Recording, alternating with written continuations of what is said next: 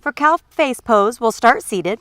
Bring the right leg under and point the right knee straight forward.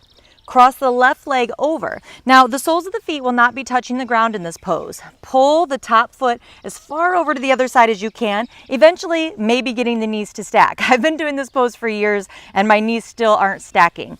Okay, so sometimes the hip flexibility, it really has a lot to do with how your bones are put into your hips, how the bones of your legs are put into your hips. So sometimes you're just never going to be able to have that external rotation like some people have. Okay, so really cross it. The key here, it doesn't matter how far you get it across, but we don't want to have the sitting bone lifted off of the mat.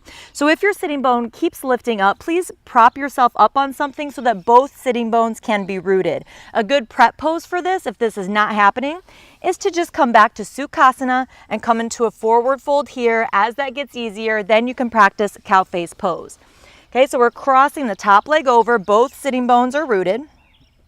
Now this is only half of the pose. For the arms, you'll bring the right arm up, bend the elbow, and then with the left hand, bring that behind, and then start to walk your bottom hand up the spine and your top hand down the spine until your fingers touch.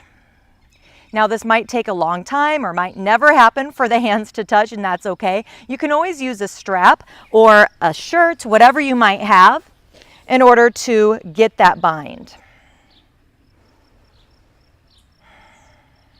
And the other side. Have the left leg, left knee pointing straight forward, cross the right leg over. Now one side might be a lot easier than the other. Try to get both sitting bones rooted down.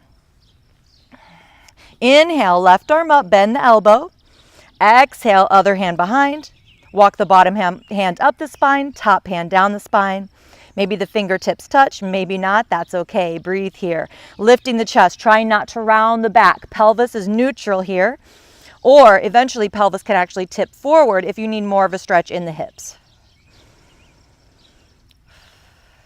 And you can rise up, release the grip, and bring the legs back into Sukhasana.